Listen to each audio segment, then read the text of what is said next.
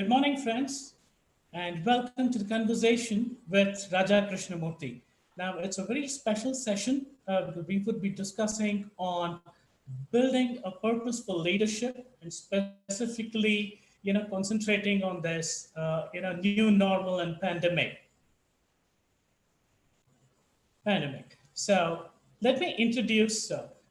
Now, today our guest is a versatile and multidisciplined, highly talented professional having an industry experience of over 35 years.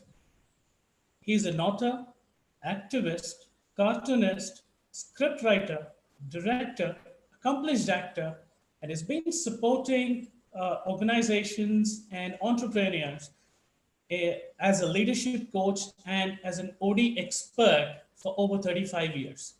An alumni of Jamnalal Bajaj Institute of Management, started his career with ITC. He was associated with Enfield India, Polaris, Talent Maximus, in various leadership capacities. Truly a multidisciplinary think talent. So let me welcome sir, Kitty sir, and we all know you as Kitty sir. So very thankful for obliging our request and being a part of this question. So now I would actually, request you to probably brief and introduce yourself a bit. Thank you. Venkat, to begin with, thank you so much. Truly appreciate this wonderful opportunity that you've created.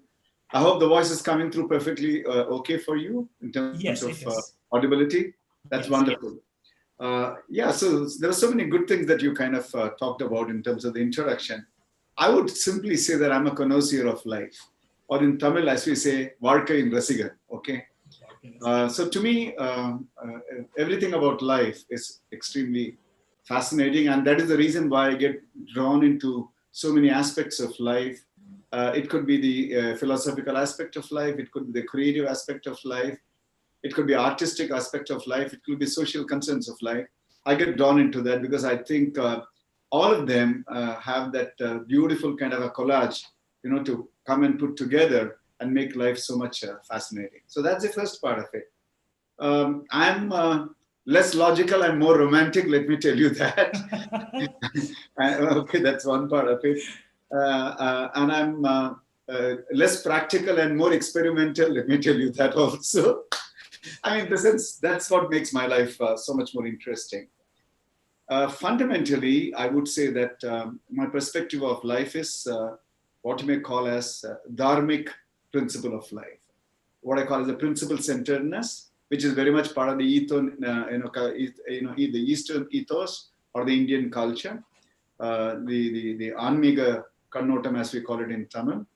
And therefore, that is the fundamental of all the work that I do. In fact, you may be surprised to know that even all the models that I've kind of worked on and which have evolved over the years have very strong roots on basically the philosophy of life as thought of by the Eastern world, very much. Pretty interesting, sir, because now actually this, forces me to ask you this first question, because Sure. you know, one thing is you're into so much of, talent and you're into so many fields. Now Yeah. we get to know from you that you're also into the spiritual aspect or the dharmic aspect of it, if I have to put it in the right sense, right? And Yeah. you try to amalgamate or encapsulate everything into a specific, funnel and say how to lead a successful, or I would not use the word successful, probably a peaceful and a joyful life, you know, the sandosham we call it, right? So for the one question that I have, which is prominent, is how do you manage your life? Because it's very difficult for us to probably, manage ourselves considering our personal life and a professional, be it a consultant or an employee or a lawyer or a doctor, whatever it is. It's just two hats. One is a personal hat as an individual. In my case, is probably as Venkat, and second is probably as an, wanting to become an HR professional hat. How do you handle? Because one cartoonist, now that requires a lot of thinking. There is a lot of creative aspect with a lot of thought process that gets into direction. It's an ocean by itself. Script writing, acting, OD consultant. Now OD is such a subject, it we can have many books and many episodes and probably huge yeah, volumes of books pertaining to that subject. How do you handle this and yet be so simple, crisp, clear, and so humble? How do you manage your life? You know, very good question. In the first place, this divide that you talked about between personal life and professional life, to me personally, it's a very mythical kind of line. Okay. Okay. Um, there is a core foundation, and that's a core foundation for all of us. And that core foundation, it crosses and it encompasses all identities. Okay. Okay. Beginning from the fundamental identities of being a male and female onwards, and then whatever your religion, your caste, your background, your language, your profession, your qualification, every identity. Okay. Now I have some kind of play of words that I do in my life. So if you really look at identity, it is the I getting dented, therefore it is an identity, which means you're not your full I. Okay.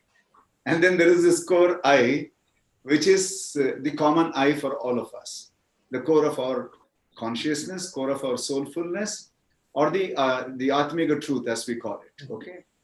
So to me, therefore, manifestation of roles is incidental, but the foundation is so fundamental. Then comes the question of how do you make choices and things like that. The way I make choices is just allow the flow to take place and then see what emerges. One, I'm not too ambitious, so I don't over plan. I don't have numbers in front of me and say, by this, I need to kind of achieve this in terms of some very pressurizing kind of targets in front of me. I never had that in my life for the last 35 years, even as a consultant. I would say, you know what, this looks interesting and I'm going to get into this and see how it flows. And then it flows. And as it flows, the tributaries start. And I'll say, hey, this tributary looks very interesting. Let me just pursue it. So I become an explorer of life. And the interesting thing is, I don't hold back my exploration. Now, there are plus points and there are challenges. The challenges are you're making a choice between going wider versus going deeper, as it looks like. But my learning has been you can simultaneously do both going wider and going deeper, as long as what you are coming from is an amazingly core, strong foundation. Then I think it becomes very much possible. Oh my God. Now, okay, now this raises one more question for me because uh, normally, we get to see that our goals or a thought process need to be pretty ambitious. That's how we've been taught, right? Even if we Mm-hmm. talk about this, goals or the dreams have to be ambitious and then strive towards achieving. Now, you said that you've been pretty successful in not having a pretty ambitious goal, but just going by the flow and exploring it. It's is it something to do with the duality and how do we actually take a passion and how do we work towards it, or is there a specific science to it? Is it an art? I would ask. Uh, it's a good question in the sense you used a word, and I don't know whether you used it consciously or whether it slipped out of your mouth about duality. No, Okay. I did. I think the fundamental duality that mankind is stuck with is the duality between the objective reality of life and the subjective reality of life. Objective reality is very simple. Anything which is, this is an object, objective reality, which means the material reality, Porul Sarndha Ulagam, as we call it in Tamil. And then there is the subjective reality, which is the Agam Sarndha Ulagam, or what you call as the other, kind of the reality, which is a more fundamental kind of reality. The world of objective reality, Venkat, is determined by three factors: time, quantity, and quality. Okay. And all these three are measurable and tangible. The human being over the last few centuries they have driven themselves so strongly onto this pathway of material objective reality that they are constantly governed by these three principles of time, quantity, and quality. Can I do it faster? Can I have it more? Can I be better than others? Okay. And the fact that therefore they are measurable, they are also subject to feelings of inadequacy and adequacy. And it so happens that if for everyone, therefore, there's a lifetime and it is short, and within that, I've got to get it done. So there is an urgency already, put onto the head. The second one, somebody else is doing it faster than me. So this whole idea of competitive life is also infused. And teachers and parents and peers, everyone tells you, and especially organizations feed you with this idea. Life is competitive. Have the aggressive kind of a quality. You got to have the killer instinct. Nobody tells you that life is collaborative. Nobody tells you that you must be having the caring instinct. I don't understand why. So this whole idea of being drawn and influenced by objective reality, I think that got dropped off about 30, 35 years back. And the moment that happened, I discovered that life is an immense potential and possibility. And then, the chasing stopped. Fantastic, fantastic. Actually, you're so right, because even during my career stint, always we've been told, or rather, even I would have certainly mentioned to my, team members as well as my colleagues, how important is being ambitious and how should we actually be competitive and other things. It's an excellent point on collaborativeness, and these days we are talking about it. And Yeah. thanks for bringing that up, sir. Now, there is one, TED talk of yours. Still, so many talks and so many speeches I've heard, but there is one TED talk where you had actually specifically mentioned. I need to actually check that wording. You said beliefs limit our perspective and lead to conformist behavior. Could I request you to elaborate on this? Because for us, belief is something which is the basic foundation to build the core values, be it for the individual and for the organization, and which helps us in probably helping us out and reaching our ultimate goal or the purpose of life. Right. Right? Could I request you to elaborate on that specific? This particular sentence you used in one of your TED talks, Right. and it was Right. It's pretty. also, yeah, it's all a strong foundation statement that I make. First I agree to what you were saying that, yeah, sure, beliefs anyway mold our kind of sense of purpose, therefore the kind of goal setting in our life, and therefore what we want to pursue, and therefore helps us to achieve. I'm saying the same belief is also the influencer of our thought process.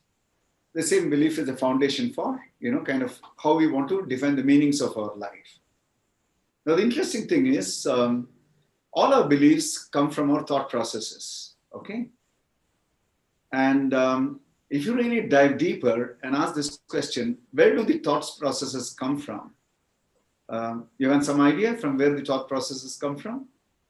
The thought No, processes always come from the past. past. That's right. Trend. The Yeah. reference point for the thought process are the past. So J. Krishnamoorthy said, thought is death, because it comes from the past. In Tamil, for example, past is called as the Irandagalam, the dead period. So your product of your past is already a dead material that you're carrying. So how will you renew yourself? So the ability to know the relevance of your belief and the power of dropping your belief, this simultaneity makes a person amazingly dynamic. You know that you need belief system to survive, but you need to drop some of your belief systems to evolve.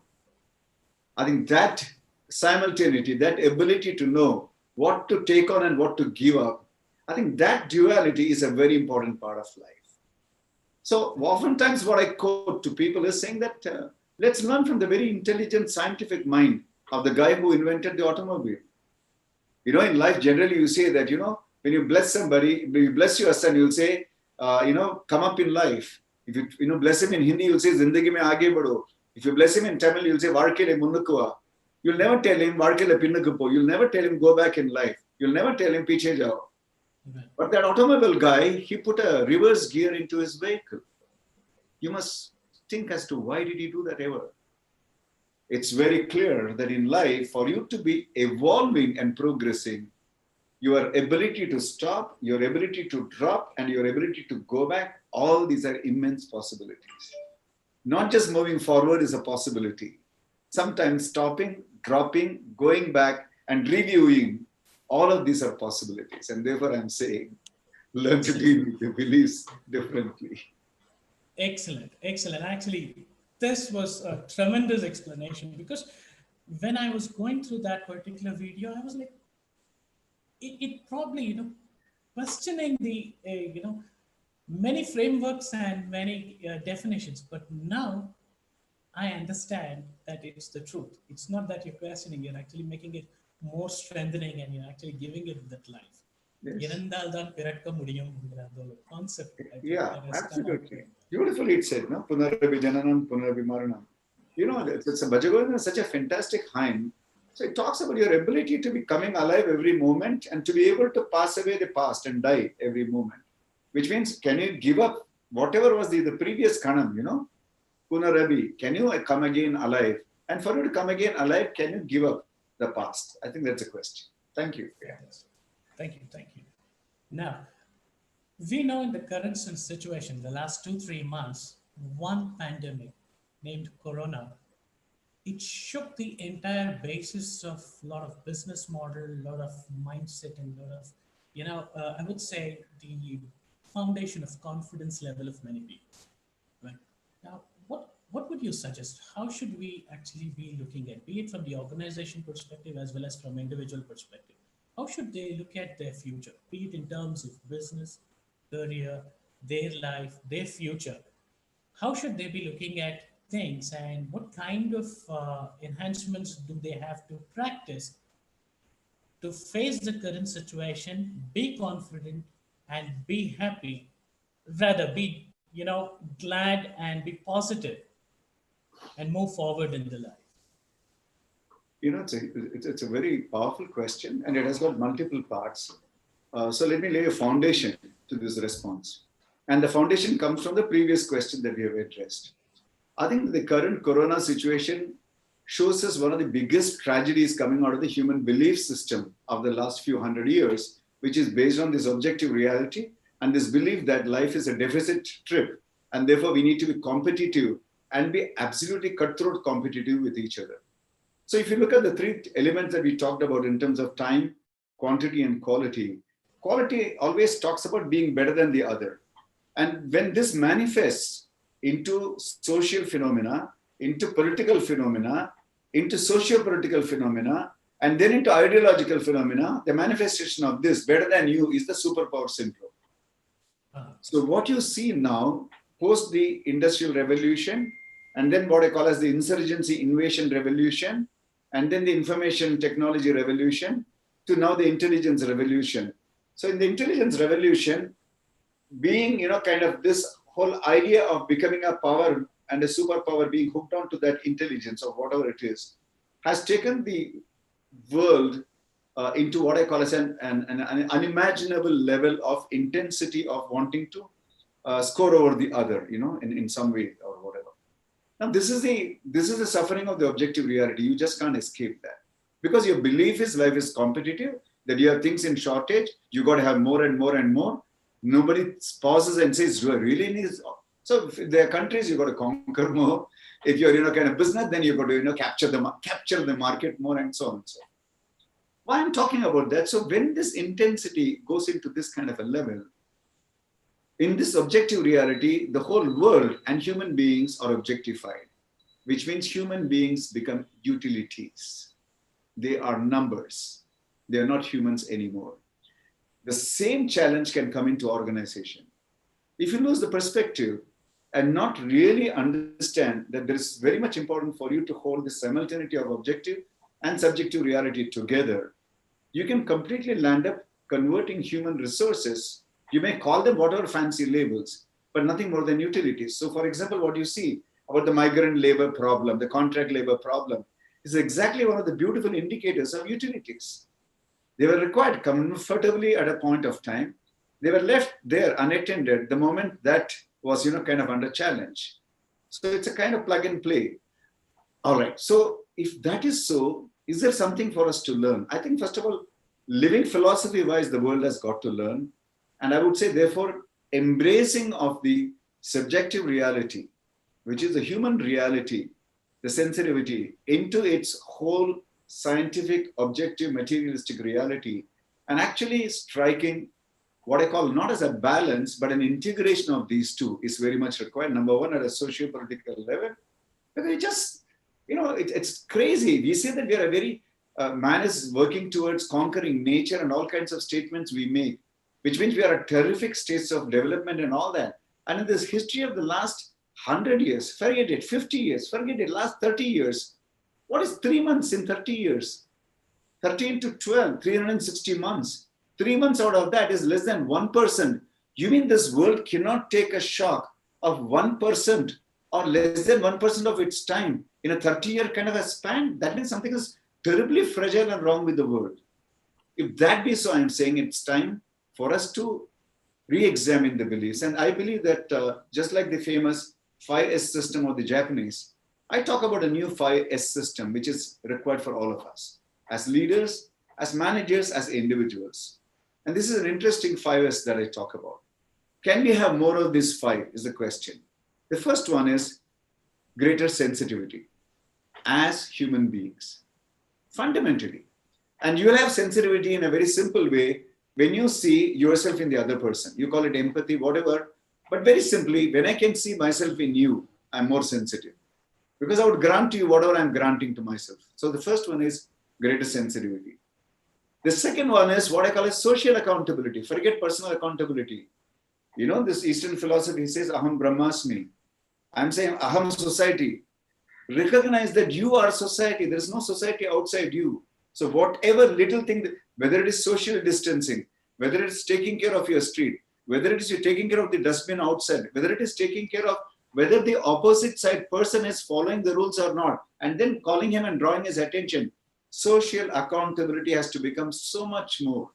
We are partners in guiding, managing, and facilitating this society. So second one is social accountability. The third one is share and care more, and if required, sacrifice more. I think this ability to offer and to become an offerer rather than a taker is very much important. I think we had enough of getting and forgetting. I think we need to have giving and forgiving a lot more. I think sharing, caring, and sacrificing as an element. Sacrificing comes in when you're willing to give something valued by you for something lesser that you're getting. That mindset, that large-heartedness need to come in from the deficit mentality. Most important, simplicity. Sada Jivan Ucha Vichar. More of less. You know, there's a beautiful quotation from Og Mandino, the motivational writer. He says, your poverty is not determined by what you do not have. I'm repeating that. Your poverty is not determined by what you do not have, but your richness is determined by what you can live without. Amazing statement. Amazing statement. Simplicity.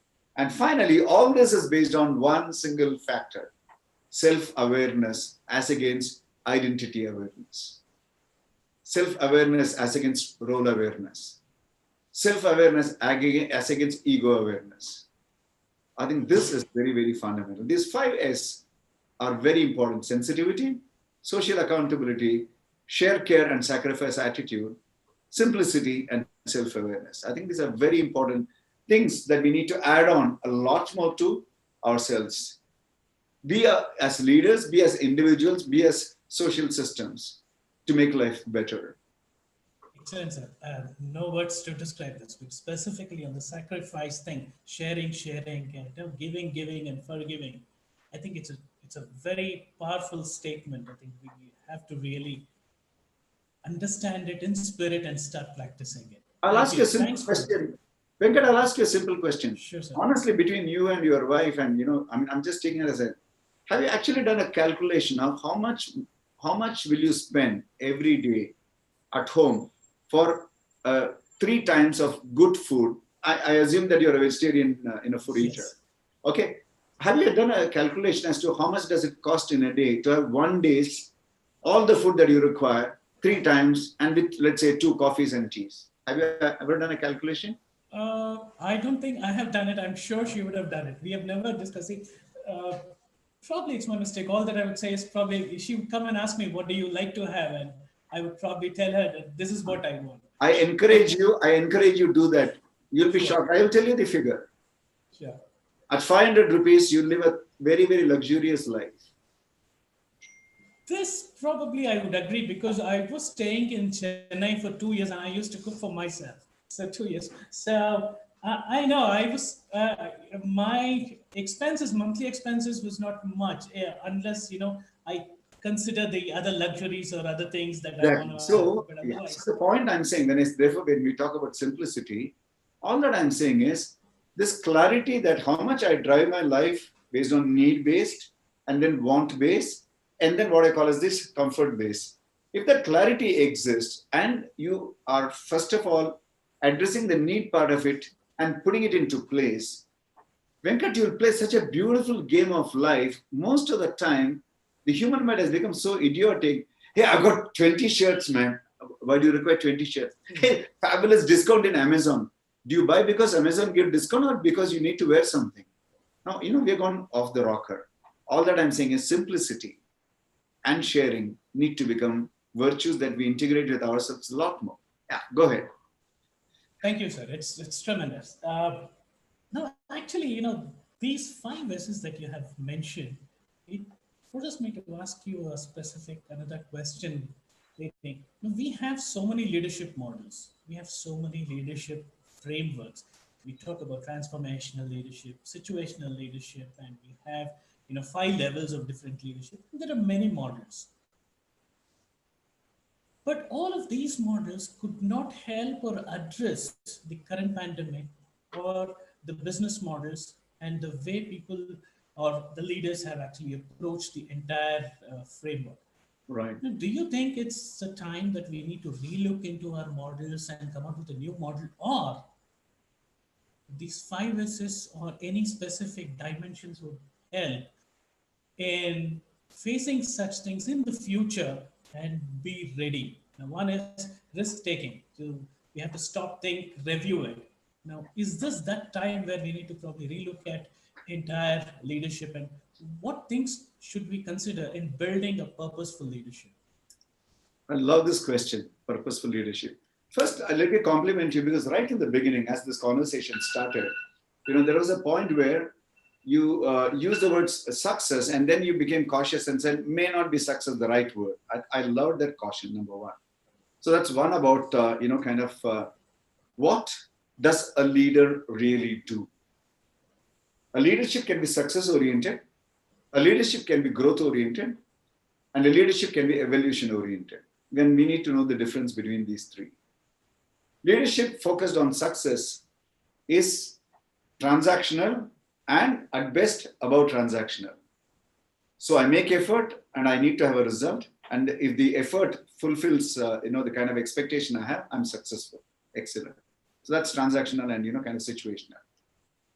Growth, again, can be unidimensional. Growth can be, therefore, in the objective world, I'm achieving numbers. In the evaluative criteria, I am doing very well. Compared to the previous years, I am doing better now. Therefore, I'm growing.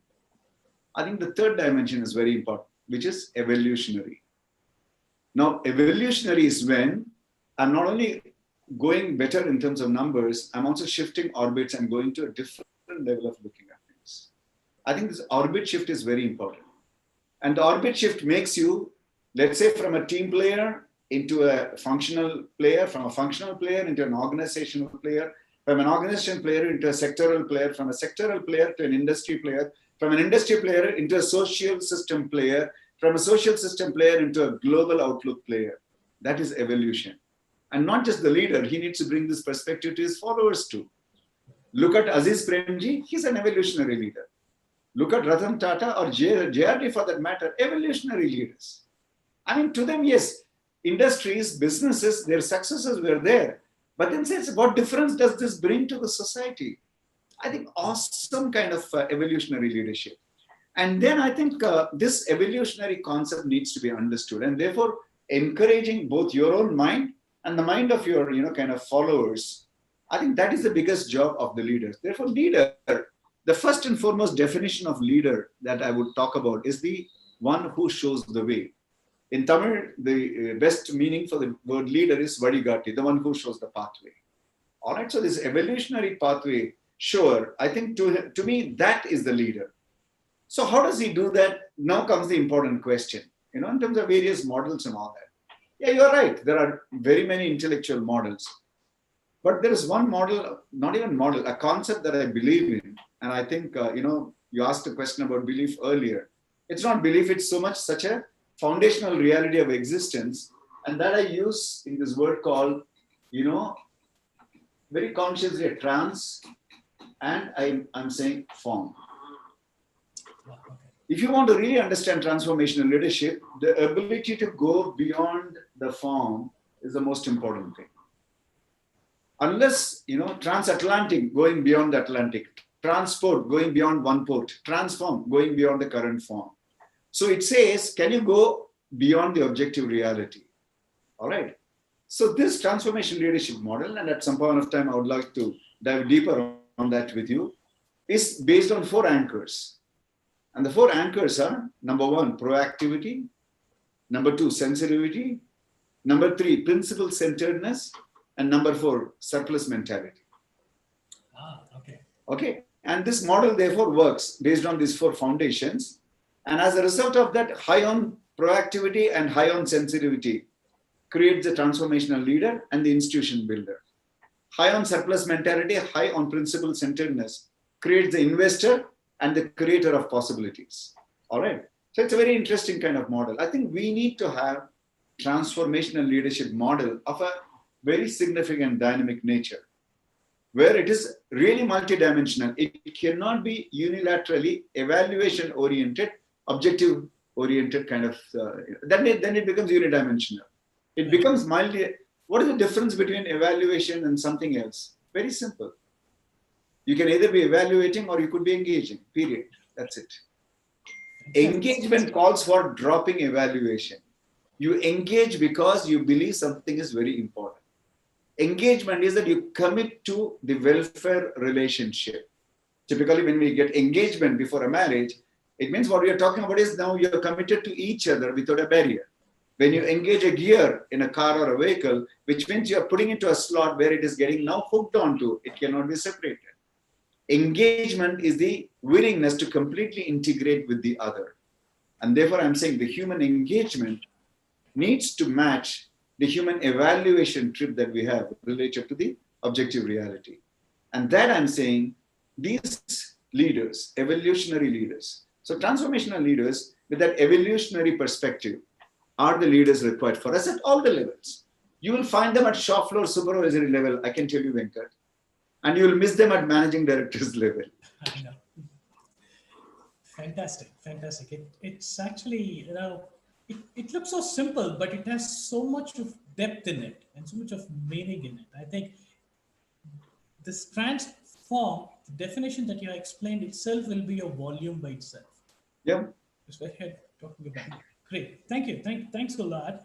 And what would be your suggestion? Now we are looking at, this is a time where we have the millennials coming up in the corporate ladder and they're getting into the entrepreneurship, they're getting into the leadership positions. And eventually we would actually be noticing the percentage would gradually increase and they're going to dominate it. So for them, they are so habituated in the digital and the technology world. So what would your suggestion and advice be for them to enhance their competencies and build into a transformational, leadership role, considering these 5 C's as well as the 4 S that you have currently mentioned? This is interesting. When you define them, they are so much digital people, which is wonderful. But understand the concept of digital. What does it mean? Okay. And it's very beautiful to know that when it's digital, it's essentially, number 1, easy to manage, and it is predominantly visual. Okay. Visual and of course audible and computer intelligence systems and all that. It also means that you are constantly preoccupied with what you see, okay? And you're constantly engaging, therefore, be it your mobile and therefore the WhatsApp in that, whether it's a Facebook in that, whether it's whatever kind of thing, you are caught up with that. Now the point is that therefore your tendency to be looking outside has multiplied hundreds of times compared to the past decades. And your opportunity to look inside has significantly decreased. So I would say become less digital in the first place. Or match your digital pursuit with very diligently looking inside kind of pursuit. That's very important. first and foremost. All right. Second one, I'm saying add collaboration attitude to the competitive attitude. I'm not saying take away competitive attitude. Become more competent from a competitive.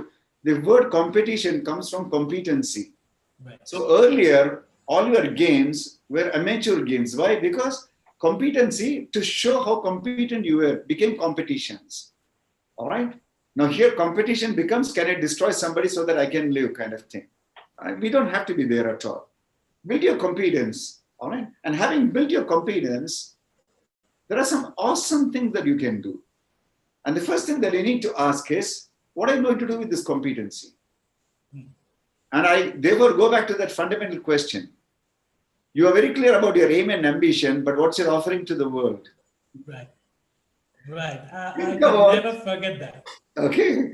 So I think that's an interesting thing. So you want to become somebody, you want to get that job, you want to get that salary, you want to get that position. Fantastic.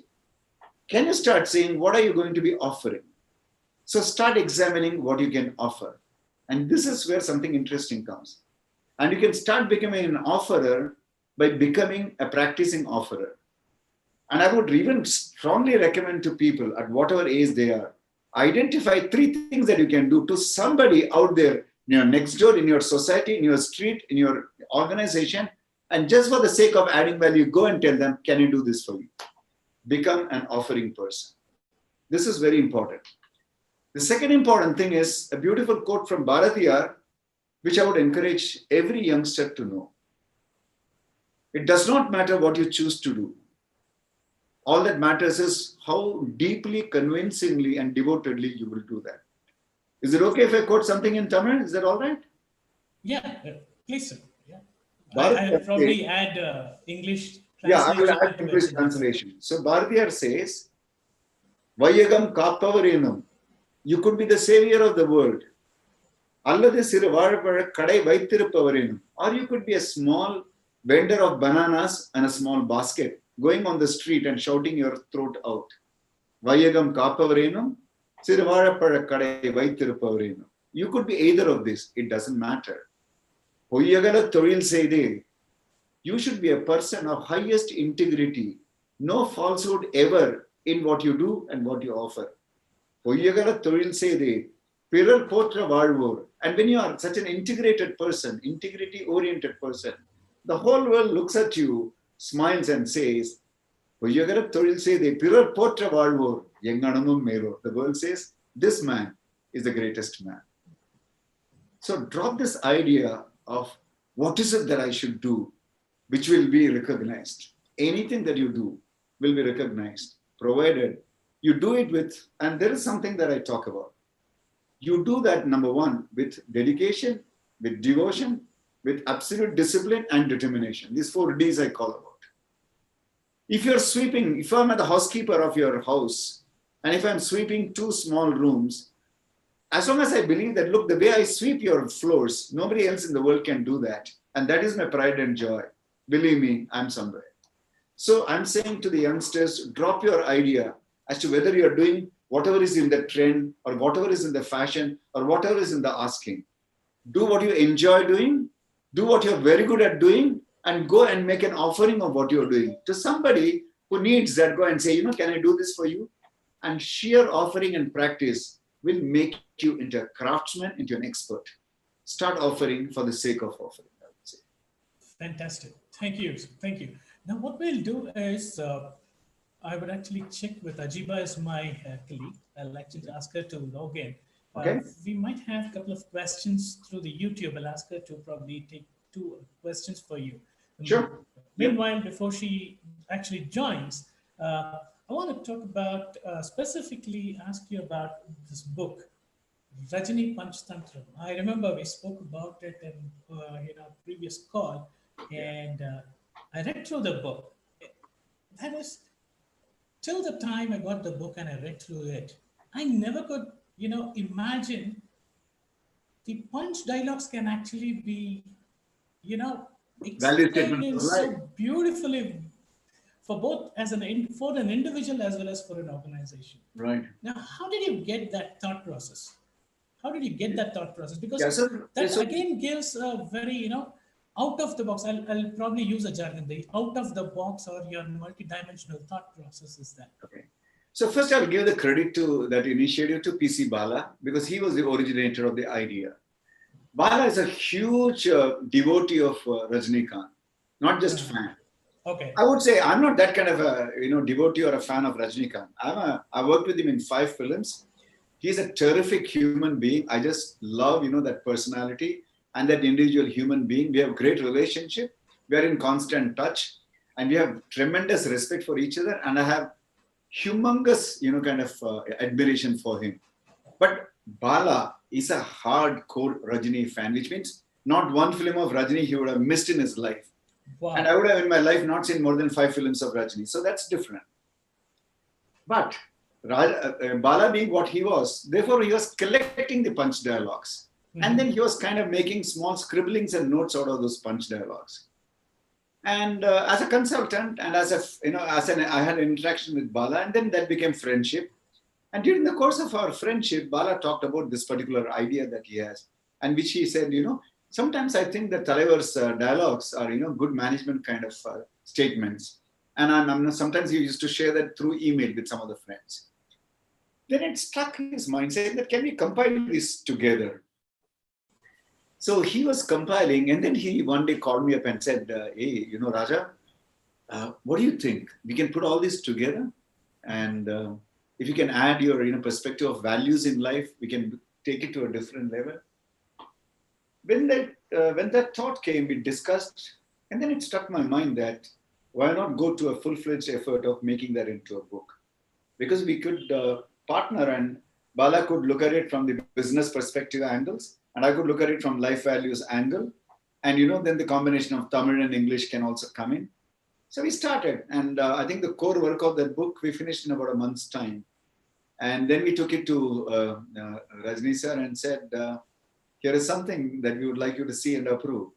He was taken aback. He said, wow, I thought, we made those dialogues. We knew that they were critical or, punch dialogues, but what you people have done is awesome, absolutely. So that was the whole idea. And honestly, there is that part of Rajni sir, which is a significant part, which is very deeply, if I can use the term spiritual, very deeply human. And therefore, even in his personal life, he operates, he lives, and he kind of influences from very strong values. So for us, therefore, to make it into this kind of a book was an easier job. I think the original dialogue writers of the film, I think they did a terrific job. Okay. Fantastic. Just one moment, sir. I think I've got the question, so let me go through it. A technical would have snag or something. Ajiba is not able to join. Yeah. Raghunath Kashyap, he mentions, Raja sir, very excellent analogy on identity, ident, and a fantastic explanation on belief system of letting go the past to evolve. What is the first thing I can do now to let go of my past? Let's go. That's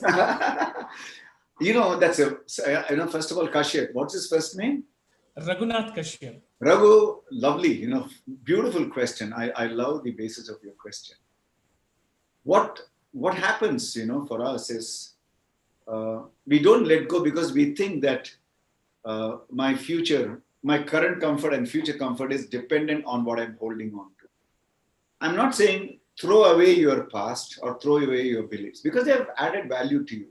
Respect them, keep them. Can you add on something more? I think that's an important question. But by any chance, if your beliefs are limiting you, then ask this very important question. Do I need to hold you like this, or can I give you a gift of separation? Ask very respectfully. Because some of these things we are cherished in our life. So when you recognize that they are inhibiting factors, respectfully ask them, can I give you a gift of separation? Because even that separation needs to be done with a lot of grace, okay? Because sometimes it could be relationships, sometimes it could be conversations, sometimes it could be kind of promises that you made, whatever. Okay, so there needs to be a lot of dignity in that. And re-examine these 4 questions. What 4 questions? What will others think of me? Will it affect my future? Will I hurt others' feelings?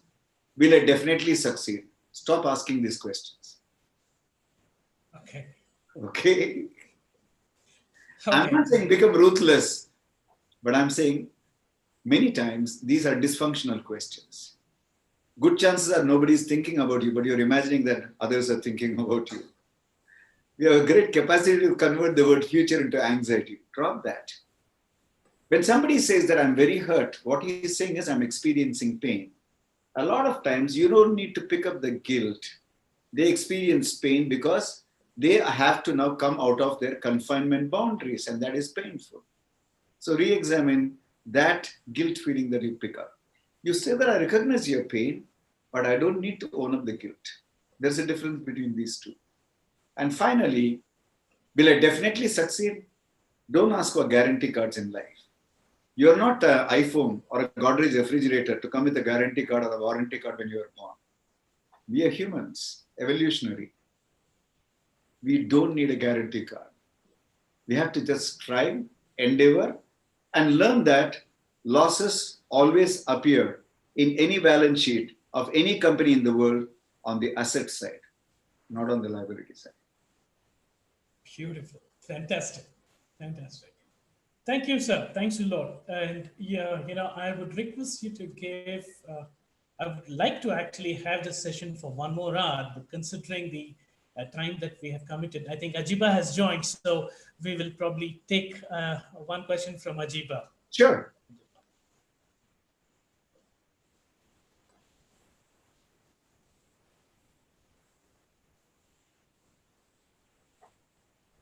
Is Ajiba online?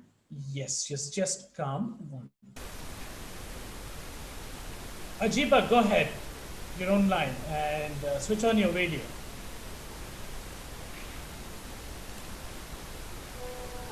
Venkat, can you hear me?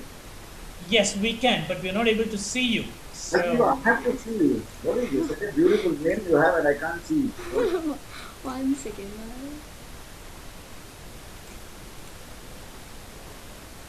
Okay. Okay, right. Yeah. Okay. Sir, 1 second, sir. I'll just switch on the video. Meanwhile, I'll ask my.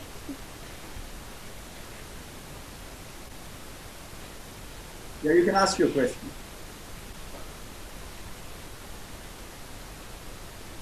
Okay, I think there is a problem with my video, so I think I'll not be able to switch on my video. Okay. Shall I go ahead with the question? Yes, Yes, Ajiba, question. go Then I ahead. have a question after you ask your question. Okay, after I answer your question. All right?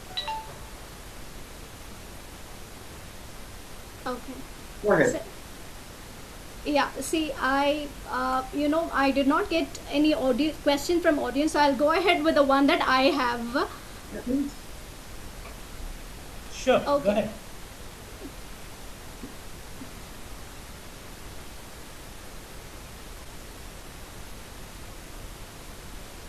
Okay. Sir, my question is, multidimensional perspective. Uh, do you really think it is basically a purposeful conditioning of mindset, in fact, or is it a skill? Um, you know, this factor called mind, I think let's understand that. Mind is material, except that it is subtle material. And it's not a part of the body like a brain or a heart or a lung. Okay.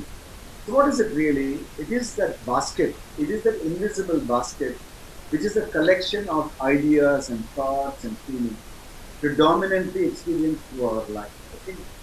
And it's a very dynamic kind of a basket because sometimes what is there in the basket is cognized by us, recognized by us. Sometimes we forget it.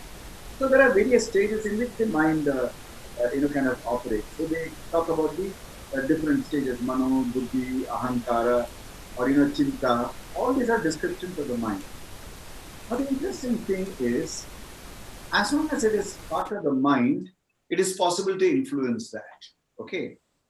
It does not matter from where one has picked up, let's say, an idea or a belief. The possibility of re-examining is very much there. Can mind be trained? Yes, that is a skill that we can develop. Because that invisible magical basket that we are talking about as the mind, more often than not is, it's like in engineering, they use the term transformer. I'm not an engineer. And there is a scale up transformer and a scale down transformer. So mind is an interesting thing. It has the basic conscious energy, live energy coming in. And then it is attached to the 5 instruments of the eyes, the nose, the ears, the mouth, and the body, the touch feeling. But it is predominantly connected to the 5 instruments. So it's constantly running outside and running outside and running outside. So if you train your mind, or if you deal with your mind and make it look inwards, then it starts looking into the core, which is unlimited supply of energy that it has. So imagine mind as the center point. On this side, on the left-hand side, the connection to the 5 machineries constantly running behind those machineries. On the right side, imagine that connected to one single point, which is your core life energy and consciousness. So when we say you become more conscious, what we are saying is, hold on to what your drive and your tendency of running outside, look back consciously within and ask deeper questions. Do things really matter? Are the things that I'm putting into such a high pedestal as significant? Do they make such a difference? Can I go beyond these limitations?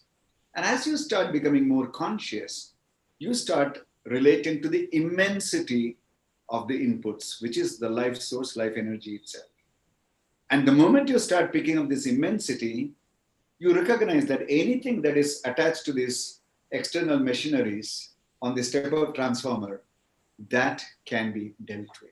So it is a skill that you can build to manage the mind. I think mind management is the most important thing that we need to learn if you want to really make a significant breakthrough in life and see immensities of a very different kind. If you want to do orbit shifts. Ajiba, am I making sense? You're unmuted. Yes, sure, sir, sure, yes. Now I can see you. I'm so happy. So, first Thank of all, you very let me much. ask you a question.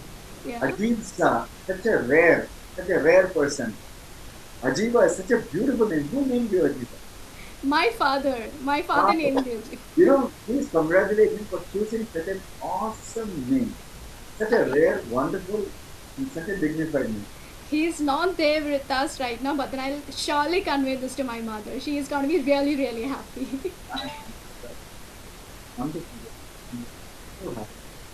So, did that make sense what I talked about this transformer and its connection? Yes, sir, definitely, yes. The interesting thing, let me, this is also a point where I think I'm going to cross a boundary. Ajiva, there's an interesting phenomena. Therefore, when I was talking to Venkat, I talked about, therefore going into the subjective reality. And the subjective reality is something that we call in the Eastern philosophy as the Atmic reality. And I don't know about you, and now that I saw you, the Atmic reality is nothing very different from the same thing that we read in all the faiths, including in Quran, where he says that the whole creation is an outcome of that one fundamental soulfulness. From that one Atma, the whole creation has come in. So we are talking about connecting to that core energy, precisely. Becoming that God-centered or that conscious-centered when we talk about, it is the same thing that we are talking about. And I think it's awesome. That's why, Venkat asked that question about the duality. Duality is a principle that is talked about in every faith. In Tamil, in our, kind of culture, they talk about duality of Immai, Marumai, okay? This world and the other world. In Quran, they talk about this world and the other world. In Christianity, they talk about the world of the God's kingdom and this world.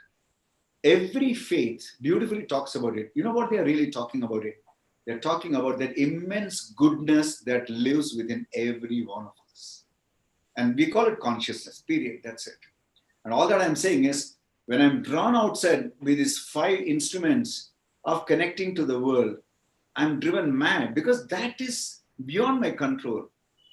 And it's innumerable, multi-crores. But what I have inside is that one source, which is universal, which is absolute bliss, which is the creator of all potential and possibilities. So the more I connect to the potential and possibility, I become somebody very different. As simple as that. Fantastic, fantastic. Thanks a Thank lot, you. Ajiba. Yeah, Yeah. thank you very much, Venkat and Kitty sir. Thank you, sir. Thanks a lot. It was certainly a fantastic session. A lot of learning, in fact, a lot of deep insights. We need to really think a lot about the specific concepts that you've mentioned. I think it requires not just good amount of reading and understanding, but I think we need to deep dive and understand the purpose of life, right? And more than the goal and everything, the purpose of life. Sid, I would like to actually listen from you about the what do you think would be the steps ahead? What kind of competencies needs to be built, and how should people condition their mind, considering the current reality as well as the beautiful concepts that you have mentioned at the moment? Hmm. I don't know if there is a oversimplified answer that I can give. I'm saying it's a beautiful opportunity to pause and reflect. So I would say, please reflect a lot more deeply. Okay. Um, and first of all, ask this question: am I operating from a deficit mind or from a surplus mind? Okay. Am I converting the word future into anxiety? Okay. And losing balance? Am I believing that life is competitive and therefore going crazy saying, because the moment I say life is competitive, then my destiny is dependent on others. But the moment I say life is collaborative, then my destiny is dependent on what I'm willing to offer. So I think these are two different clarities. And I would then say, all right, start doing more of less. Pick up simpler things, but dive deeply and create a high value. Become a value offerer. Okay. Look at opportunities to become a value offerer. Don't talk about doing a job. Job is a process that you engage in. But the real thing is, what is the value that you create as a result of that? How does it make somebody, kind of better? Truly understand this value creation in every small little ways. I would say, to me, value creation is something that the Japanese have mastered. Okay, so every little thing, from a serving of a tea to keeping of a place to a small little gadget to be kind of made, it takes so much of qualitative attention. Offering becomes amazing. So become that kind of an offerer. And then I would say offer for the joy of it, first of all. Offer because the world requires it and you have the capability. And therefore offer from a very, very surplus point of view. Okay. And let this become part of your belief and communication too. That life is surplus. In spite of all that can be materially less, one can still be more. One can still be more. All right, so get these qualities into that and look around for opportunities to connect to people to create value for them. I think that's the important thing. Like I said, what you do is not very critical, but how you do, becoming an offerer, becoming a value creator, becoming a surplus minded person, and even in apparently deficit kind of situation, being able to ask this question, what can I do? So I want to make a beginning with you, Venkat. Therefore, I want to say, you're right, saying that, we have had this 1 hour talk. What do we do? So for the next 3 months, every month, we'll have a 1.5 hour session of conversations, okay? You can define it in any way that you want. It could be your own, what you may call as a conversation and mentoring process, and you and Ajiba can come in. Or you want to connect some more friends to that, you're okay. For the next 3 months, I'm saying we will do this every month, okay? Beautiful. Thank you. Thanks a lot. So Thanks a let lot. me show you how to become an offerer, as simple as that. Okay, I have that possibility. What is stopping me from offering you? I see two very live and very keen and very eager and very committed kind of people. Do I require anything else to make an offering? I'm saying this is what I call as the offering mindset, period. I don't know what to say. Too humbled, and its thought process is now I'm in ninth cloud. I think we could, probably every one of us, we could actually feel the tangible meaning of giving, giving, and forgiving, the exact meaning of it. Thank you so very much, sir. Thank you so very much. I would certainly, I would never lose this opportunity for sure. And I would ensure that this is not going to be 3 months. Obviously, it's going to be continuous. Sure. Thank you. Thanks a lot. Thanks Thank a you. lot for your time, sir. I Thank know you we so planned much. it for half an hour, 40 minutes. It's 1 hour. I'm an absolute joy, and I enjoyed it completely. And thank you so much. And thank your team also, Ajiba especially, for bringing that important kind of question. And we'll stay connected. We've got a Absolutely. beautiful exploratory journey to go on, and we'll stay connected and do that. All the best. Absolutely. Bless. Okay. Thank you, sir. Thanks a lot. Thank you. Thanks a lot.